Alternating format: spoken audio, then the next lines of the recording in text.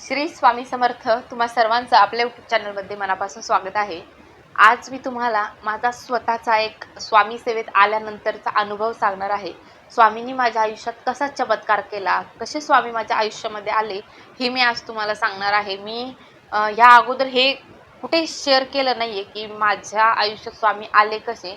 आणि आज मला स्वामी सेवा स्वामी माझ्याकडून जी सेवा करून घेत आहे त्या सेवेला 7 वर्ष तरी झाले असतील की मी या सेवेमध्ये आहे. ॲटलीस्ट 6 तरी झाले असेल की ह्या सेवेमध्ये आहे. आणि आज मला तुमच्यासोबत हे शेअर करायचं की महाराजांच्या सेवेत आल्यानंतर महाराजांनी माझ्या आयुष्यात काय काय चमत्कार केले, मी सेवा कुठून सुरू केली, मला स्वामी समर्थ महाराज कसे भेटले.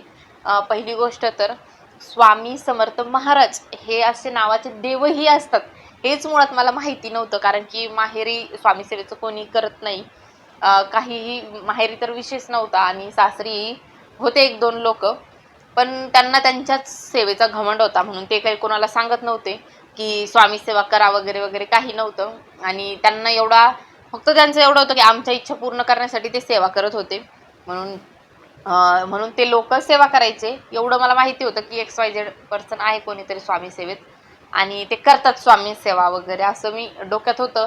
आणि त्यानंतर ते मी विषय सोडून दिला तिथेच. आणि त्यानंतर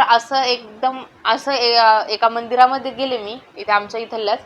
तिथे एक आजी बसलेल्या होत्या. त्या मला रँडमली बोलल्या की तू स्वामी समर्थांचे गुरुवार कर. ॲक्च्युली माझा आणि त्यांचा काही संबंध नव्हता, मी काही त्यांना बोललीही नव्हती ना की ते पैसे द्यायला गेले होते. जे लोक मागण्यासाठी बसतात की पैसे द्यायला गेले असं काहीच नव्हतं.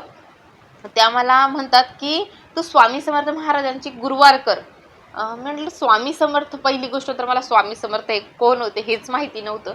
बरं, स्वामी समर्थांचे गुरुवार म्हटलं ओके चालेल. मी त्यांना फक्त हो करेल आई मी गुरुवार असं म्हणून आले. आणि घरी आले त्यानंतर मी मोबाईलवरती सर्च केलं की स्वामी समर्थ महाराज कोण आहे, ते कुठे असतात, कुठले देव आहेत, त्यांच्या लीला काय आहेत, मी सगळी जी काही माहिती आहे ती काढली. आणि त्यानंतर मला स्वामी चरित्र सारामृत हे बुक लागत होतं. आता ठरलं माझं गुरुवार करायचे. आणि त्या अगोदरही महाराजांचा फोटो पाहिजे असतो. त्या फोटो मागची ही वेगळी स्टोरी आहे की जेव्हा मी माझ्या मिस्टरांना सांगितलं की मला आता असे गुरुवार करायचे आहे आणि तुम्ही मला स्वामी समर्थ महाराजांचा फोटो आणून द्या छोटासा. मी त्यांना सांगितलं होतं की छोटाच फोटो आणा म्हणून, बट त्यांना छोटा फोटो नाही भेटला. भरपूर असा खूप मोठा फोटो होता. तो फोटो त्यांनी आणला. माझ्या जुन्या व्हिडिओमध्ये पण आहे तो फोटो आणला. आणि आता एक होतं की आमच्या घरामध्ये स्वामी समर्थ महाराज मला आमच्या देवघरात बसवण्याचीही परवानगी नव्हती. तर मला आता टेन्शन आलं होतं की मी हा स्वामी महाराजांचा फोटो कुठे ठेवू, घरात कसा सगळ्यांना दाखवू. तर मी तो फोटो एक दिवस पूर्ण बुधवारी तो फोटो आणला. गुरुवारी पूर्ण दिवस तो फोटो मी लपून ठेवलेला होता. का तर मला घरात आमच्या ज्या आजी आहे त्या बोलतील की बाबा हे स्वामी समर्थ वगैरे आपल्या घरात चालत नाही असं तसं, कारण की त्यांचे जे गुरु आहेत ते वेगळे आहेत. मग चला मी तो फोटो कसा तरी धाडसाने काढला बाहेर आणि मी देवघरामध्ये ठेवण्याचा तो प्रयत्न करत होती, म्हणजे सगळे देव वगैरे क्लीन करून.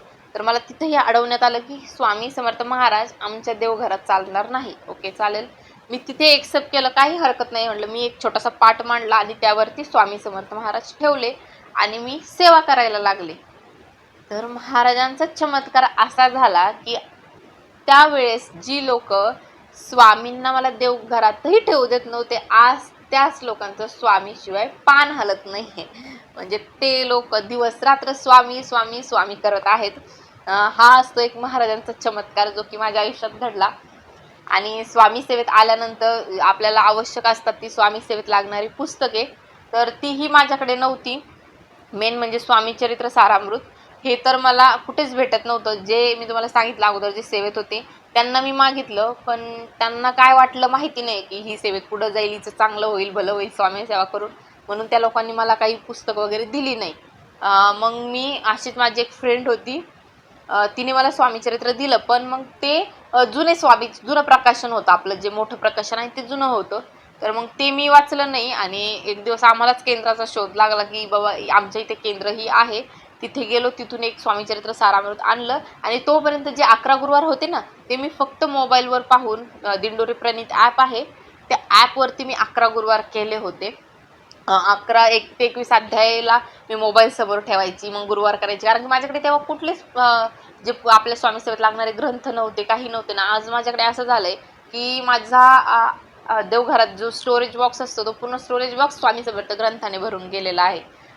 असं असतो काही काळ आपल्या आयुष्यातही की सेवा करताना जेव्हा आपण सेवेत येतो, एकही पुस्तक नसतं. पण तेव्हापासून ते आतापर्यंत महाराजांनी माझ्या आयुष्यात भरपूर असे चमत्कार केले. इवन मला मी आज जे तुमच्यासमोर दिसते तेही महाराजांमुळेच आहे. मी जिवंत आहे तेही महाराजांमुळेच आहे.